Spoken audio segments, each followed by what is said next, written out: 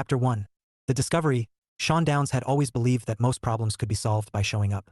It wasn't a philosophy he announced out loud. It wasn't even something he consciously adopted. It had simply proven true often enough that he trusted it. Be present. Be reliable. Be the person who doesn't complicate things unnecessarily. So on a clear Saturday morning, standing on a quiet suburban street 2 towns over, Sean told himself he was doing exactly that. He checked the house number again. Blue siding, white trim. A maple tree in the front yard that leaned slightly to the left. Rachel had mentioned it once. You'll know it when you see it. In one of those casual conversations that seemed insignificant at the time but stuck anyway. Her car was parked along the curb. Good. That helped. Sean sat in his own car a moment longer than necessary, hands resting on the steering wheel, engine ticking softly as it cooled. He wasn't the kind of person who got nervous easily, but this felt momentous. Not dramatic, he wasn't proposing, but important in a quiet, foundational way. 2 years. 2 years with someone, and he had never met her parents. It wasn't normal. He knew that. He wasn't naive. But he had explained it away, piece by piece, until it formed something that almost made sense. They lived a few towns away. She visited often. Maybe her family dynamics were complicated. Maybe she just wanted to keep things separate for now. Maybe. He exhaled, pushed the door open, and stepped out into the mild air. Just brunch, he muttered under his breath. Introduce yourself. Be normal. Sean straightened his jacket, even though he hadn't worn one in months outside of work, and walked up the short path to the front door. He knocked. It didn't take long. The door opened with the quiet ease of someone who wasn't expecting anything unusual. A woman stood there, mid-50s, kind face, cautious eyes. Rachel's mother, unmistakably. Yes, she said politely.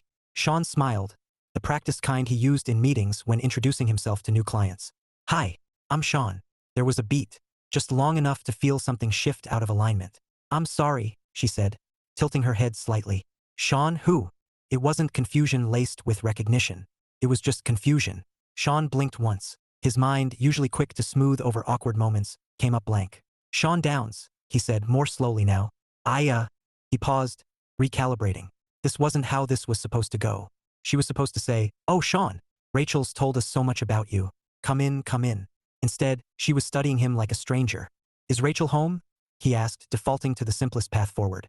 Rachel. Her expression relaxed slightly. Oh, she's out right now. She went into town this morning. Sean nodded, a small mechanical movement. Right? Okay. I saw her car, so I thought. She left it here, her mother said. She went with her fiancé. The word landed cleanly. Too cleanly. It didn't echo. It didn't distort. It simply existed, solid and unmoving, right in front of him. Sean felt something inside him go very still. I'm sorry, what? He asked, though he had heard her perfectly. Her mother smiled, unaware of the knife she had just handed him. Her fiancé, Daniel. They've been together for, well, quite a while now. Something in Sean's chest tightened, then loosened all at once, like a knot pulled too quickly apart. He didn't interrupt, didn't argue, didn't even flinch outwardly. Inside, everything rearranged itself at once. Every unanswered question, every quiet assumption, every time Rachel had said, it's just easier this way, it snapped into place with brutal clarity. Of course, Sean said softly. The woman looked at him more closely now, a trace of uncertainty creeping in. I'm sorry, how do you know Rachel? There it was, the moment where he could explain. 2 years, shared apartment, shared mornings and late-night conversations and grocery lists stuck to the fridge. Plans that stretched just far enough into the future to feel real. He could say all of it. He could watch her expression change. He could dismantle Rachel's life from the front porch in under 30 seconds. It would be easy. Instead, Sean exhaled slowly. I work in the city, he said, careful, neutral. We've met a few times. Not a lie. Just not the truth she was expecting. Her mother nodded, reassured enough by something in his tone. Oh, well, I'm sure she'll be back soon if you wanted to. Sean shook his head gently. No, that's okay. I didn't realize she was out. He stepped back, creating space that didn't need to be requested. Thank you, he added, his voice steady in a way that surprised even him. He turned and walked down the path. Wait, her mother called after him. Sean stopped because of course he did. He had always been the kind of person who stopped. If I see her, she said. What should I tell her? That you stopped by. He stood there for a moment, back half turned, the quiet weight of the morning settling around him.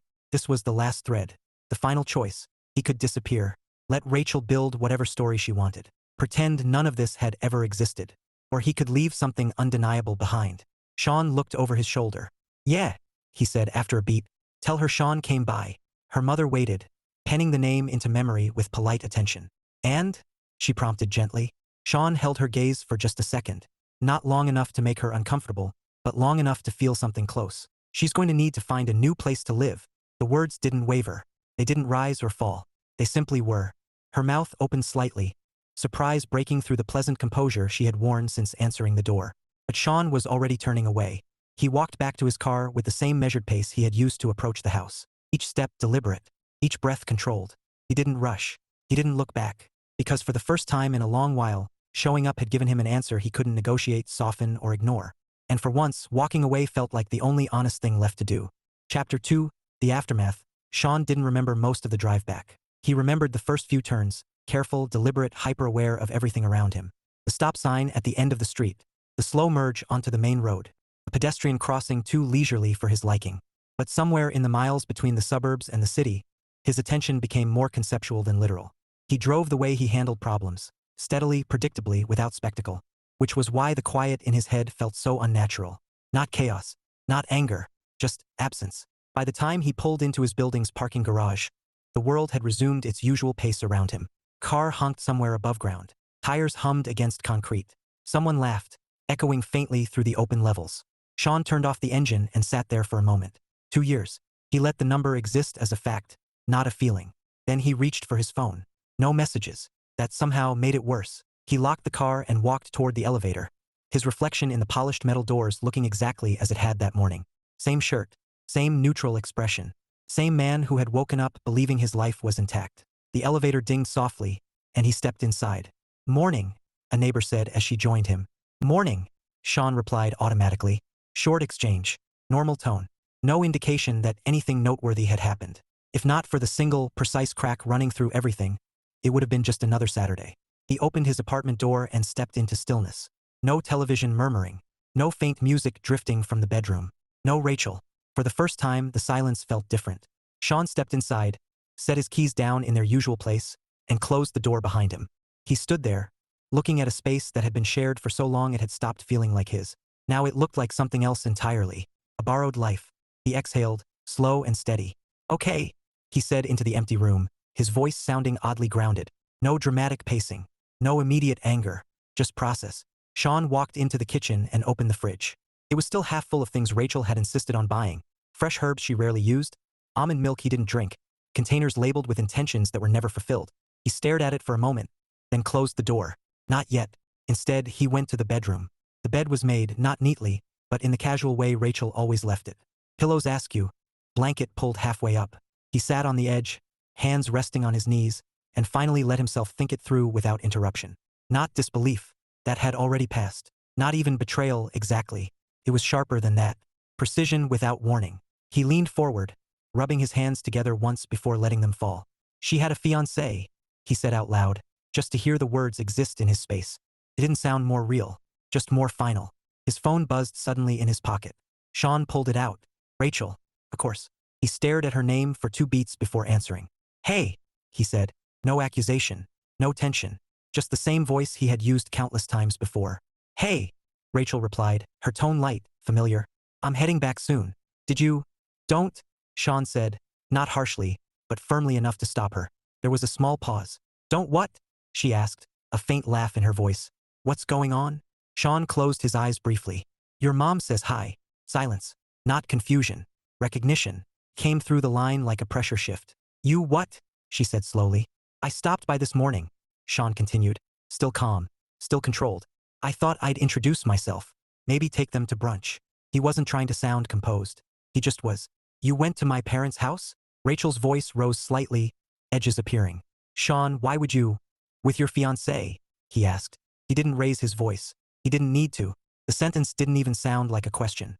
Another silence. Longer this time. Rachel exhaled on the other end. The sound uneven. "I can explain." "I'm sure you can," Sean said. He stood up and started walking back toward the living room, his gaze drifting across the furniture, the photos, the small details he had stopped noticing months ago. "You don't understand," she continued quickly. "It's not. This isn't what you think it is." Sean paused near the bookshelf. "I think it's exactly what it sounds like," he said. "That's not fair," she snapped, the first clear spike of defensiveness. "You just showed up there out of nowhere, and now you're—" "I asked you once," Sean interrupted quietly. She faltered. "What?" "A while ago," he said. "About meeting them. Your parents." You said it wasn't a good time. That was different, she said, too quickly. He smiled faintly, though there was no humor in it. It always was. Rachel's breath caught slightly. Sean, I'm not doing this, he said, not unkindly. Not like this. Not over the phone. Not with you explaining why I've been living in a version of your life that doesn't exist anywhere else. It does exist, she insisted. You exist. That's real. Just not there, he replied. Another silence. Shorter now. Tighter. What do you want me to say? She asked finally, her voice quieter. Sean considered that. It would have been easy to say something sharp. Something that landed cleanly and left damage behind. Instead, he walked to the window and looked out over the familiar stretch of city streets. I don't think there's anything you can say that changes what already is, he said. That's not fair, she whispered. Sean nodded slightly, though she couldn't see it. You're right, he said. It's not. He let that sit there. Then, gently but decisively, you should probably start figuring out your living situation. Her breath hitched. Sean, I left some space in the closet, he continued, practical now. Take what you need. I'll be around this afternoon, but I can head out if you'd rather. You're kicking me out, she said, disbelief creeping in. Sean frowned slightly. No, he said. I'm just not continuing something that… He stopped, choosing the word carefully. Doesn't exist. That's not true, she said again, softer this time. He closed his eyes briefly. I'm going to hang up now, he said. Sean, wait. He ended the call. The silence that followed was different this time. Not empty. Defined. Sean slipped his phone back into his pocket and stood there for a moment longer, letting the quiet settle into something steady. Then he moved. He opened drawers, cleared space, folded clothes that weren't his and placed them neatly into the suitcase Rachel had left half-packed weeks ago. Not aggressively, not carelessly, methodically, each item acknowledged, then set aside. Half an hour in, he paused, holding one of her sweaters, a soft gray thing she wore on cold mornings when she thought no one was paying attention. He looked at it for a moment, then folded it, placed it on the stack, and kept going. Because if there was one thing Sean Downs understood better than most, it was how to keep moving, even when everything underneath you had already shifted. Chapter 3: Accidental Encounters. By Sunday morning, Sean had run out of practical things to do. The apartment was quiet in a way that no longer felt temporary. Rachel had come and gone the evening before, efficient, pale, controlled. There had been no dramatic confrontation, no raised voices, no explanations that stretched into something meaningful. Just movement, boxes, a few clipped sentences that didn't land anywhere. Now she was gone for good, and Sean was left with the startling realization that routine had always done most of the heavy lifting in his life. Without it, the hours stretched. He stood in his kitchen, holding a mug of coffee that had gone lukewarm while he stared at nothing in particular. Great, he muttered. Free time. He set the mug down and grabbed his jacket. Staying inside felt like agreeing to something he hadn't signed up for. The street market wasn't his usual kind of place. That became clear almost immediately. It was crowded in a way that required patience. Clusters of people drifting unpredictably from stall to stall, pausing mid-step to admire handmade jewelry or debate the merits of organic honey as if the outcome mattered deeply. Sean adjusted his pace automatically, weaving through gaps, calculating paths without thinking about it. He didn't browse. He observed.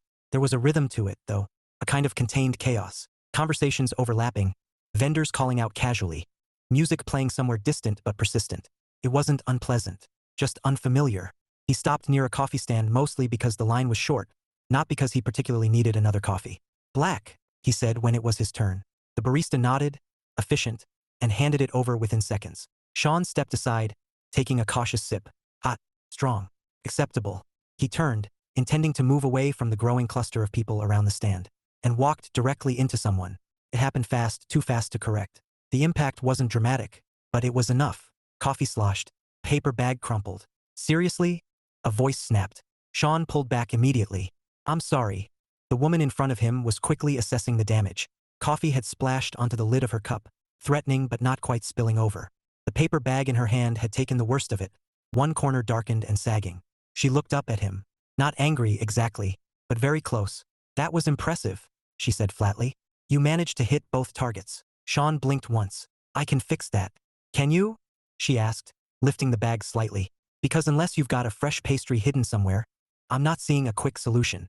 I can buy you another one, he said, already reaching for his wallet. She watched the motion, unimpressed. Of course you can, she said. That feels exactly like something you would say. Sean paused, wallet halfway out. Something I would say? Yes, she replied. Efficient. Minimal engagement. Problem replaced, not addressed. He stared at her for a moment. I walked into you, he said, and you're handling it like a customer service interaction, she countered. There was no sharp edge in her tone now, just observation. Precise and oddly detached. Sean exhaled slowly. Okay, he said. What does addressing it look like, then? She considered him for a beat, as if evaluating whether the question was sincere. Then she shifted the damaged bag in her hand and gestured toward a small, open spot near the edge of the market. It looks like you not disappearing immediately, she said. Start there. Sean hesitated. Not because he didn't understand, but because this was already more interaction than he had intended for the entire morning. Still, he nodded once. All right. They moved out of the main flow of people, stopping near a narrow wooden counter attached to one of the stalls. The woman set her bag down, carefully peeling it open. Inside, one croissant had been partially crushed, its carefully layered structure now resigned to something less elegant. She sighed. That was a good one, too. I'll get you another, Sean said again, softer this time. And then what? She asked. He frowned slightly. Then you'll have a better croissant. She looked at him, one eyebrow lifting. You're very linear, she said. I'm practical, he corrected. Same difference, depending on how you use it.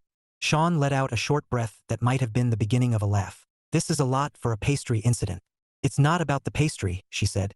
Of course it isn't. She studied him for a moment longer, then shook her head slightly, as if deciding something. Fine, she said. Go replace it. Sean didn't argue this time. He returned to the stall, bought a fresh croissant, and came back within a minute. She accepted it, inspecting it with a seriousness that felt exaggerated on purpose. All right, she said finally. You've restored structural integrity. That's a relief. She took a bite, then nodded once. Better, actually. Sean leaned lightly against the counter, unsure whether he was now free to leave. You stayed, she said after a moment. You told me to. Most people would have ignored that. Well, he replied. I've already established a pattern of behaving predictably. Wouldn't want to break it now. That earned a small smile. There it was, quick, almost accidental, but real. Lila, she said, extending her free hand. Sean, she repeated as if testing the name. You always this composed? Or did I just catch you on a particularly measured day? Sean considered that. Probably the baseline, he said. Adjusted slightly for public settings. Ah, she said, nodding. So this is you dialed down? More like calibrated. She laughed once, a short, surprised sound. That's worse. I'll take that into consideration. There was a pause, not awkward, just open. Lila took another bite of her croissant, then glanced at him again. You're not here for the market, she said. It wasn't a question. Sean shook his head. No, too much aimless movement for you. Something like that. She brushed a crumb off the edge of the paper bag. So why are you here? Sean hesitated. The easy answer would have been vague, non-committal, something that didn't invite follow-up. Instead, he said, I had nothing else to do. Lila tilted her head slightly. That doesn't sound like a problem someone like you has very often. First time in a while, he admitted. She watched him more carefully now, the earlier sharpness in her tone softening into something quieter. What changed? She asked. Sean let out a slow breath. A misalignment, he said. Her mouth curved slightly. That's a very polite way to describe something unpleasant. It fit. Did it? He didn't answer right away. No, he said finally. Not really. Lila nodded once, as if that confirmed something she had already suspected. Well, she said, wiping her hands on a napkin. You're doing it wrong. Sean blinked. Doing what wrong? This, she gestured vaguely. Standing around acting like you've already processed it. I'm not acting. Sure you are, she said easily. You've just had enough practice that it looks natural. He opened his mouth to respond, then stopped, because irritatingly he wasn't entirely sure she was wrong. I'm functioning, he said instead. That's not the same thing, she replied. He huffed a quiet laugh. You're very direct. Someone has to be. They stood there a moment longer, the crowd continuing around them, the noise of the market filling the spaces between words. Finally, Lila stepped back, gathering the remains of her things. Well, Sean, she said. You successfully corrected your mistake and endured an unsolicited character analysis. Productive morning. Debatable. She gave him one last look, evaluating but not unkind. Try not to walk into anyone else, she added. You seem like you'd turn it into a whole process again. I'll do my best. She nodded once, then turned and disappeared into the flow of people without another word. Sean stayed where he was for a few seconds longer. He could leave now, resume the quiet, controlled path he had set for himself. Instead, he found himself replaying the conversation. Not the accident. Not the coffee. The way she had looked at him like he was something to be figured out. Not accommodated. He pushed himself off the counter and started walking. By the time he reached the edge of the market, he realized something he hadn't expected. For the first time since the previous morning, he hadn't thought about Rachel once. Chapter 4, Unlikely Company. Sean told himself he wouldn't go back to the market the following weekend. It wasn't a dramatic decision. It didn't come with rules or declarations, just a quiet assumption that whatever had happened there was self-contained. A single, odd interaction with a stranger who had a talent for noticing things he usually avoided. He had no reason to expect a repeat, which, he realized by mid-Saturday morning, was exactly what made staying away feel intentional. He stood near his front window, coffee in hand, watching the same stretch of street he had looked at 100 times before. A couple walked past, arguing mildly about directions. A dog pulled its owner toward something interesting just out of sight. Normal movement. Predictable. Sean glanced at the clock. Right, he said under his breath, setting the coffee down. He grabbed his jacket. The market was just as crowded as before. Same loose pattern of people drifting, same layered noise of conversation and music. Nothing about it had changed. Except this time, Sean didn't stand at the edges. He walked through it. Not aimlessly. He still moved with intention, but without the quiet detachment he usually carried. He paused at stalls, looked at things he didn't need, let himself exist in the space rather than pass through it. Felt inefficient, also not entirely unpleasant. He was halfway through a row of vendors selling various types of bread, each insisting theirs was the correct interpretation of something simple, when he heard a voice behind him. You made it longer this time. Sean stopped, turned. Lila stood a few feet away, a paper cup in one hand, sunglasses pushed up into her hair despite the fact that the sky was mostly overcast. She looked exactly as he remembered, direct, observant, already halfway through evaluating his presence. I didn't realize there was a time requirement, he said. There isn't, she replied. But last week you lasted, what, 10 minutes? Closer to 15. She nodded as if that confirmed something. Improvement. Sean glanced around briefly, then back at her. You're here again. I live nearby, she said. This is less of a special event, for me, and more of a reasonable coffee option. That makes sense. There was a short pause, not awkward, just recalibrating. Then Lila tilted her head slightly. So what's your excuse this time? Sean shrugged lightly. Still working through free time. How's that going? Unclear. She smiled faintly. You're trying to manage it like a project, aren't you? I don't know how else to approach it. That tracks. She took a sip of her coffee, studying him over the edge of the cup. Any progress on the misalignment? Sean hesitated. He hadn't expected to revisit that conversation. Not exactly, he said. More like confirmation of that it was real, he said simply. Even if it didn't look like it. Lila nodded once, not pushing further. People like that, she said after a moment, are complicated in very boring ways. Sean frowned slightly. That feels contradictory. They make things messy, she clarified, but for very predictable reasons. Avoidance, comfort, fear of disruption. He exhaled softly. You don't seem surprised. I'm not, she said. I've seen variations. There was something in her tone that suggested experience, but she didn't elaborate. Instead, she gestured toward the line forming at a nearby stand. I was about to get something before it gets ridiculous, she said. You can either stand here analyzing your life, or you can come stand in a different place and do it there. Sean looked at the line, then back at her. Is that an invitation? It's a relocation, she said. Don't get ahead of yourself. He smiled, small but genuine. All right. They joined the line. It moved slowly, the kind of incremental progress that required patience rather than attention. Sean glanced at her sideways. So what's your specialty? Specialty. You seem to have one, he said. Observing, diagnosing, casually dismantling people in public spaces. Lila snorted quietly. I don't dismantle people. You implied I was performing a version of myself within 5 minutes of meeting me. That's not dismantling, she said. That's pointing something out. Sean nodded slightly. And if I disagree? You didn't. He opened his mouth, then paused. She had a point. That doesn't mean I accepted it completely, he said. Fair, she replied. Skepticism is healthy. You don't seem particularly skeptical. About people?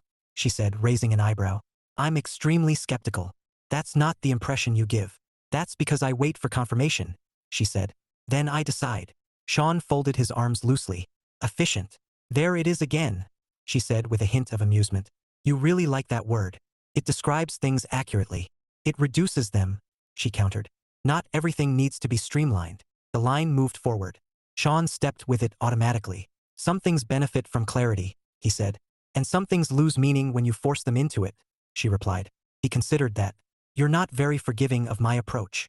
I'm not criticizing it, she said. I'm just pointing out the limitations. Which are? You keep everything contained, she said. Neat, controlled.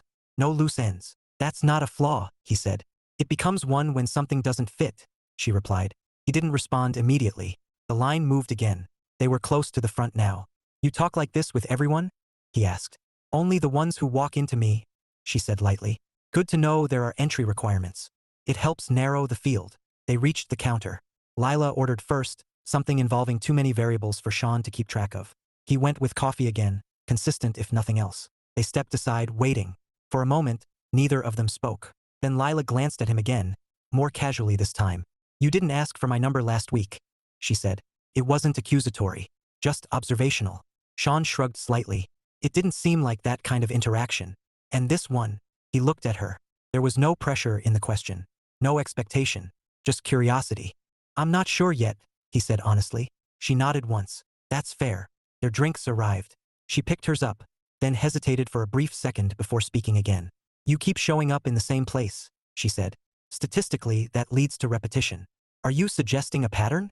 I'm suggesting you might want to decide if you're okay with one. Sean let out a quiet breath. You're very comfortable leaving things open-ended, he said. I'm comfortable not forcing them closed, she corrected. He nodded slowly. They stood there for another moment, the crowd shifting around them, the market continuing its steady hum. Then Lila took a step back. I've got somewhere else to be, she said. Try not to overthink the rest of your day. I'll add that to the list. She gave him a small, knowing look. No, you won't. Before he could respond, she turned and disappeared into the crowd again. Same as before, quick and unceremonious. Sean watched her go for a second longer than he had the last time. Then he looked down at his coffee, then back out at the market. She wasn't wrong. About patterns. About containment. About the way he kept things structured until they stopped making sense. He took a sip, exhaling slowly. Then, instead of heading for the exit, he turned and walked further into the market. Not because he had a reason, but because, for once, he didn't need one. Chapter 5, The Truths We Tell. Sean didn't intend to see her again that week. That would have suggested planning. Instead, he told himself he was simply adjusting his routine, taking a different route home after work, stopping at places he had previously ignored, allowing time to stretch instead of compressing it into familiar sequences. It just so happened that one of those places was a small bookstore tucked between a cafe and a florist on a quieter street just off his usual path. He noticed it because the display window didn't try very hard. No bold signage. No promotional clutter. Just a few books stacked unevenly on a wooden table, paired with a handwritten note that read, "Some stories are better when you don't know where they're going." Sean paused. That feels vague on purpose, he murmured. It usually is. He turned. Lila stood a few feet behind him, one hand holding a paperback, the other tucked into her jacket pocket. There was no surprise in her expression this time, just recognition. You keep appearing in places, she added mildly. Sean glanced back at the window, then at her. I could say the same thing. You could, she agreed. But I was here first. That's unverified. She smiled faintly. You're getting better at this. At what? Not defaulting to agreement. He considered that. I'm expanding slightly. Careful, she said. That's how it starts. They stood there for a moment, the glass of the shop window reflecting both of them faintly. Do you actually read the books? Sean asked. Or just evaluate the philosophical marketing? I read them, she said. The marketing's just background noise. She lifted the book in her hand slightly. This one's good. What makes it good? It doesn't try to resolve everything neatly. Sean tilted his head. That sounds frustrating. It is, she said. But it's also honest. He let that sit for a second. Honesty feels overrated lately. Lila studied him more closely at that. That's new, she said. Not really, Sean replied. Just more obvious. She stepped closer to the window, glancing briefly at his reflection instead of him directly. You talked to her, she said. Not a question. Sean nodded once. Yeah. And, he exhaled quietly. And she explained. Of course she did. And it made sense, he added almost reluctantly. Lila turned her head slightly. That's the worst version. It wasn't a justification, he said. More like a framework. For what? For how she managed it, Sean replied. Lila raised an eyebrow. Managed being engaged to one person and living with another. When you say it like that, that's what it was, she cut in. He huffed a small, dry breath. I'm aware. So what was the framework? She asked. Sean hesitated. Not because he didn't know, but because saying it out loud felt like endorsing something he didn't agree with. She said it wasn't supposed to go this far, he began. That things with him had always been structured, predictable, families involved, expectations in place. And you, Lila said, watching him now. I wasn't part of that structure, Sean said. I was easier. That's not the word she used. No, he admitted. It's the word I translated it into. Lila's gaze didn't soften, but it shifted, less analytical, more grounded. You were real, she said. Sean let out a quiet breath. Apparently not in the places that mattered. That's not the same thing. It kind of is, he said. They stood there in silence for a beat. Then Lila leaned lightly against the wall beside the window, folding her arms. What else did she say? That she didn't expect to get caught, Sean said. There was no bitterness in his voice, just fact. Lila blinked once. Honest, at least. Yeah, he said. Consistent with everything else. And how did you respond to all of this? Sean thought about that. I listened, he said. Then I told her I wasn't interested in being an option she managed. And that was it? That was it. Lila nodded slowly. No speech? She asked. No dramatic exit line? I don't do those, he said. You probably should once, she said. Just for range. Sean smiled faintly. Maybe next time. There was a pause, quieter now. Not empty, just settled. You handled that well, Lila said after a moment. He frowned slightly. I don't know if well is the right word. You didn't argue for something that wasn't real, she said. That's better than most people do. He looked down briefly, then back at her. It didn't feel like a choice. It still was one, she said. Sean shifted his weight slightly, hands slipping into his pockets. What about you? He asked. You said you've seen variations. Lila's expression changed, not dramatically, but enough to register. Yeah, she said. Different version. Same outcome. Same realization, she replied. That something can look right from a distance and still be completely wrong up close. Sean nodded once. What changed for you? She thought about that for a moment. I stopped trying to make it work just because it made sense on paper, she said. Turns out paper isn't a great place to live. Sean let out a quiet laugh. That's accurate. It usually is, she said. Another pause stretched between them. Then Lila pushed herself off the wall slightly. You want to come in? She asked, nodding toward the bookstore. Sean glanced at the door. There was no pressure in the question. No expectation beyond the moment itself. Yeah, he said. They stepped inside. The space was small, quieter than the street, filled with that distinct stillness that belonged to places built for lingering rather than passing through. Sean looked around, taking in the shelves, the uneven stacks, the small handwritten notes tucked between books. No clear system, he said. There is one, Lila replied. You just don't know it. That feels inefficient. There it is again. He smiled slightly, running a hand along the spine of a book without pulling it free. You always this comfortable with ambiguity? He asked. I'm comfortable with things that don't lie about being messy, she said. He nodded slowly. That's new for me. I can tell. They moved through the space without urgency, stopping occasionally, commenting lightly, letting conversation drift instead of directing it. At one shelf, Sean picked up a book, flipping it open. What about this one? He asked. Lila glanced at it. That one tries too hard to wrap things up. He set it back immediately. Noted. She laughed softly. You don't have to take my word as rule. I'm gathering data. That's not the same thing. He looked at her, one corner of his mouth lifting slightly. I'm starting to see that. Lila held his gaze for a moment. Not long enough to make it heavy, but long enough to be intentional.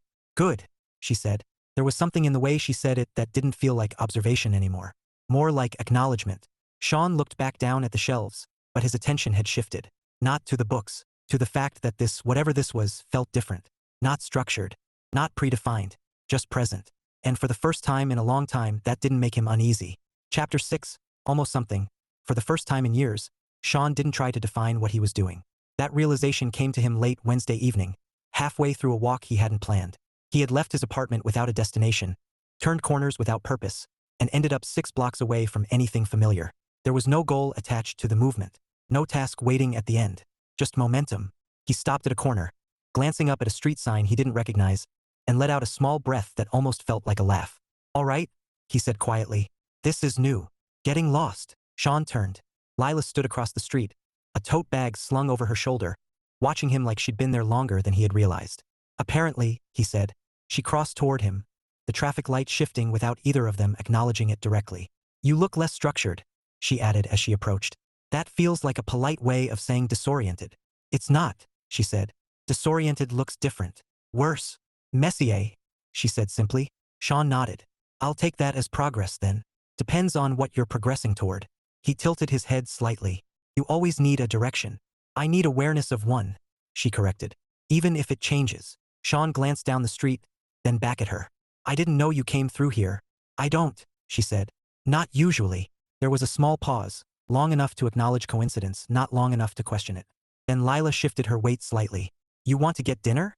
The question was casual. Too casual to hide behind. Sean blinked once, not because he didn't understand it, but because of how direct it was. Right now, he asked. Unless you have a better time in mind. I don't, he said. Then now works. He didn't hesitate again. Okay. The restaurant was small, dimly lit without trying to be atmospheric about it, the kind of place that had always existed and never needed to explain why. They sat across from each other in a booth that felt slightly too narrow to maintain distance. Sean noticed that immediately, and noticed that he didn't adjust. So, Lila said, picking up her menu but not really looking at it. This is where we find out if you can function outside controlled environments. I was functioning in the bookstore, Sean pointed out. That was quiet, she said. Contained. This has variables. He glanced around. A couple arguing softly at the bar. A server weaving through tight spaces. Background noise that made silence noticeable instead of default. All right, he said. Variables acknowledged. She smiled faintly. Good start. They ordered without much deliberation. Lila decisive, Sean flexible. Then, as the menus disappeared and the moment settled, something shifted. Not awkwardness, but awareness. This wasn't accidental anymore. Sean rested his hands lightly on the table. So what's your assessment so far? My assessment? You've been evaluating me since the market, he said. Seems like a fair time for an update. Lila leaned back slightly, considering him. You're less controlled than you think you are, she said. That sounds like a contradiction. It's not, she replied. You built a system. It worked. Until it didn't. Now you're seeing the gaps. Sean nodded slowly. And you? What about me? You're very comfortable identifying other people's gaps, he said. What's yours? Lila's expression shifted, not defensive, but more deliberate. I don't stay in situations that don't work, she said. That sounds like a strength. It is, she said. Until it isn't. He watched her for a moment. Meaning sometimes you leave before you understand something fully, she said. Because you already recognize the pattern. Sean leaned back slightly. You trust your pattern recognition. I do. And it's accurate? Usually. He smiled faintly. That usually is doing a lot of work. She returned a small smile. It leaves room. For being wrong, she said. Their food arrived then, interrupting the thread without breaking it. They ate without speaking for a minute, not out of discomfort, but because neither of them rushed to fill space. Sean realized, halfway through his meal, that he wasn't tracking time. Not counting beats between words. Not cataloging responses. Just there. You're quieter, Lila said, setting her fork down. I'm eating. That's not it. He glanced up. Then what? You're not managing this conversation, she said. Sean paused, considering. That's intentional, he admitted. Or, maybe not intentional. Just happening. She nodded slightly.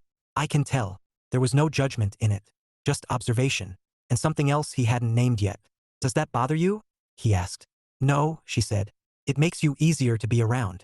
The words landed cleanly. Sean looked at her for a moment longer than necessary. Easier, he repeated. In a good way, she added. You're less curated. He smiled slightly.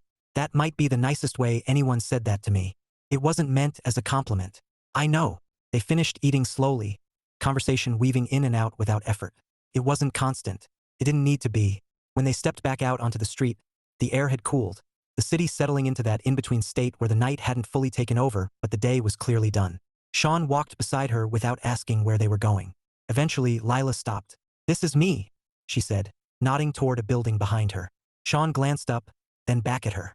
There was a pause, not uncertain, but significant. This was, he started, then stopped. Unexpected, she offered. Yeah, he said, in a good way. She studied him for a second, like she was checking something against an internal measure. Good, she said. Another pause, shorter this time. Then, I'm not a transition, Lila said. The words were calm, direct, clear. Sean didn't react defensively. He nodded once. I know. Do you? She asked. He held her gaze. I'm not looking for something to fill space, he said. If that's what you mean. And are you sure you're not just in the part where everything feels different enough to seem meaningful? He exhaled quietly. That's fair, he said. But it doesn't feel like that. She watched him a moment longer, then nodded slightly. All right. Neither of them moved immediately. The space between them wasn't large. But it held something now. Not defined. Not declared. Just present. Sean could feel it. Subtle, steady, unmistakable. Almost something. Good night, Sean, Lila said finally. Good night. She turned and headed toward her building without looking back. Sean stayed where he was for a few seconds after she disappeared inside.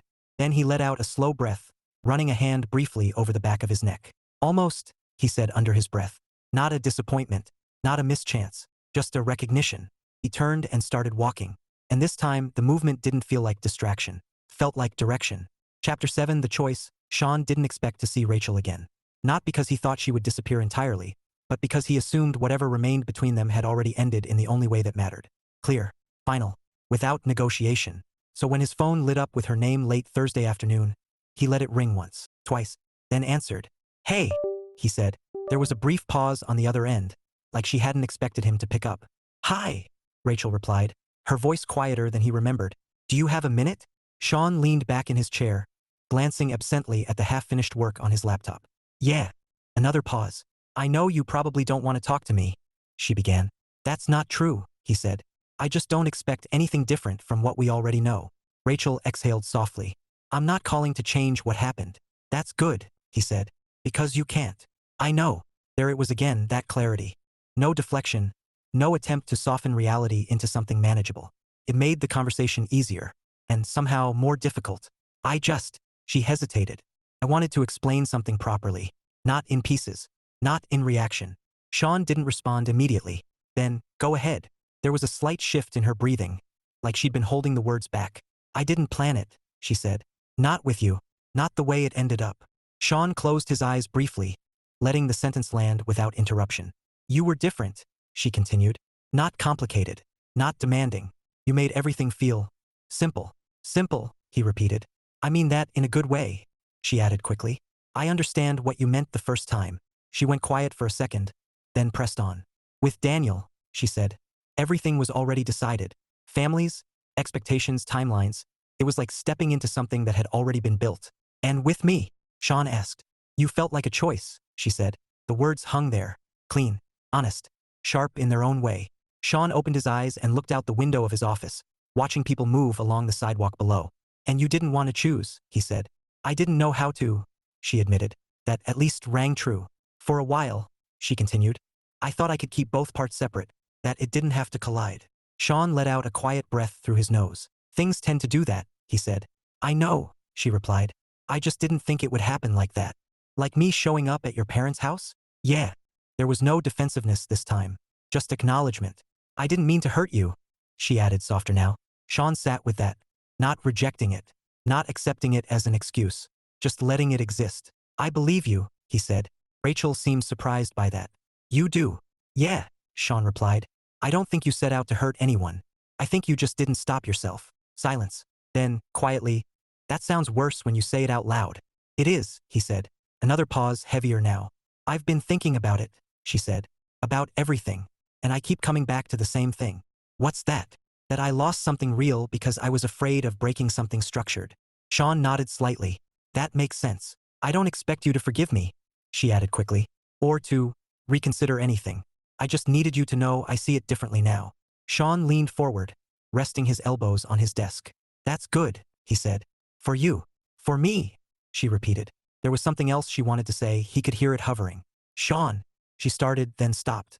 He waited. "I keep wondering," she said finally, "if things could have been different." There it was. Not a direct question, but close enough. Sean let out a slow breath. "They could have been," he said. Her breath caught slightly. "Really? If you had made different choices," he continued, calm and steady. "But those aren't the ones you made." The hope in her voice dimmed, replaced by something quieter. "Right?" she said. Sean shifted his gaze back to the street below. "I'm not angry anymore," he added. "That's good," she said softly. "It is," he agreed. "But it doesn't change anything." Another silence, shorter this time, more settled. "I understand," Rachel said. Sean nodded, even though she couldn't see it. There was nothing left to clarify, nothing left to untangle. "What happens now?" she asked, almost to herself. Sean leaned back in his chair, thinking not about her but about the question itself, about what came after. "We move forward," he said simply. "Separately," she said. "Yeah." Rachel exhaled slowly, like she was letting something go piece by piece. "I'm glad I knew you," she said. Sean paused. Then, quietly, "I'm glad I knew you too." It wasn't romantic. It wasn't regretful. It was just true.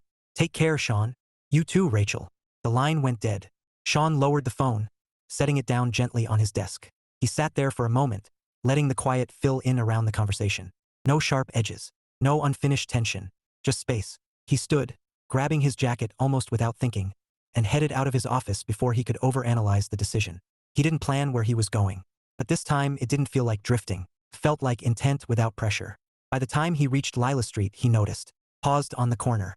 "You decided," he murmured to himself. "It wasn't an accident." Not like before. Not coincidence.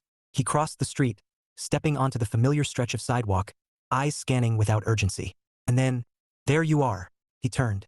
Lila stood halfway down the block, leaning lightly against a railing, like she'd been there long enough not to be surprised. Sean took a few steps toward her. I was wondering if you'd do that, she said. Do what? Start choosing where you go instead of ending up there. He smiled, just slightly. Took a minute. It usually does. They stood facing each other, no distance that needed to be crossed, nothing unclear about why he was there. Sean exhaled once, steady. I talked to her, he said. Lila nodded. I figured. It's done, he added. She studied him, not searching, just confirming. Yeah, she said. It looks done. He let that settle. Then, after a beat, I meant what I said the other night. About not looking for a transition? Yeah.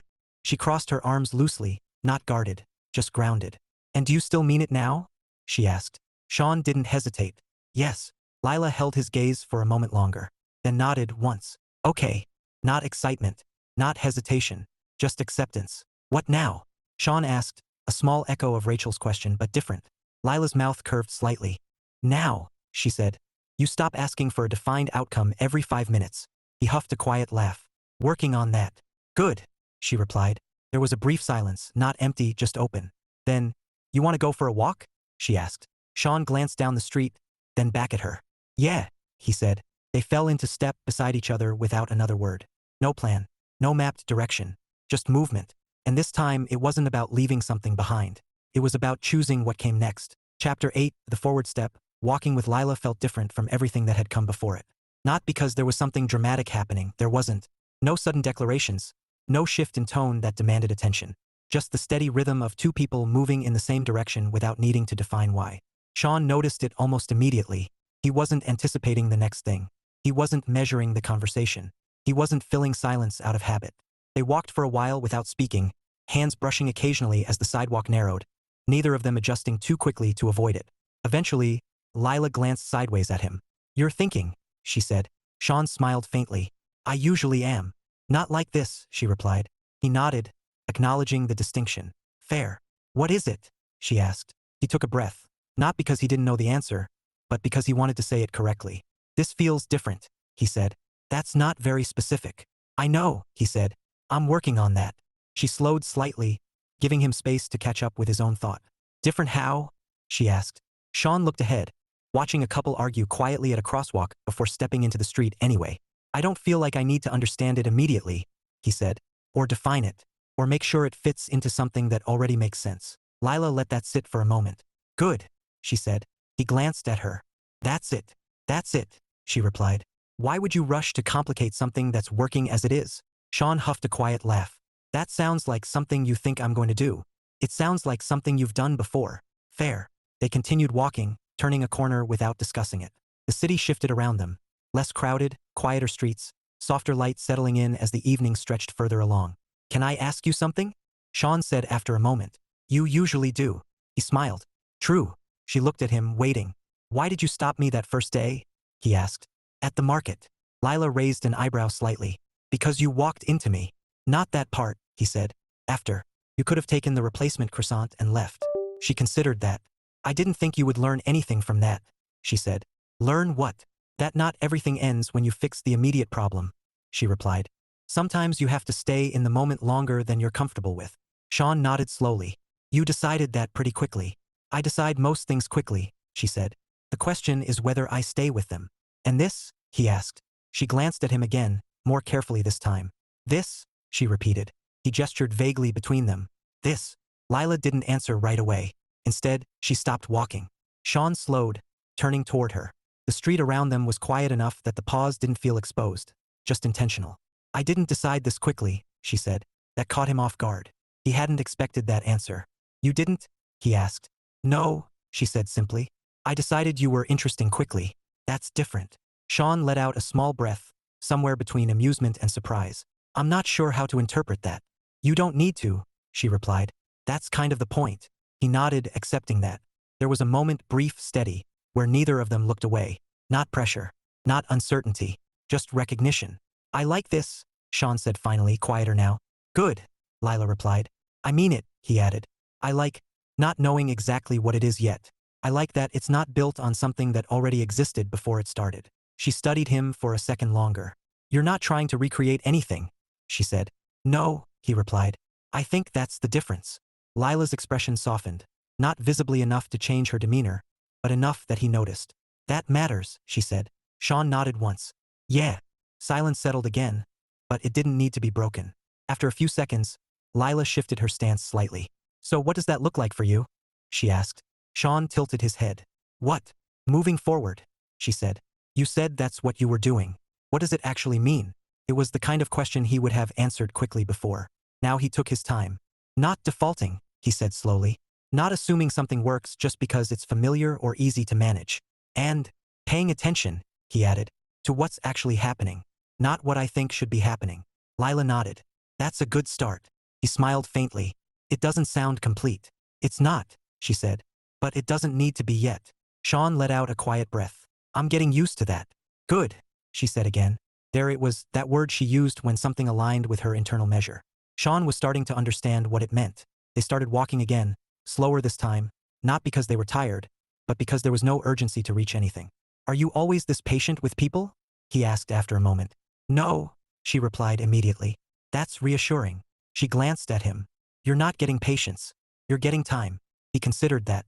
What's the difference? Patience implies I'm waiting for something to change, she said. Time just means I'm willing to see what happens. Sean nodded slowly. I'll take time.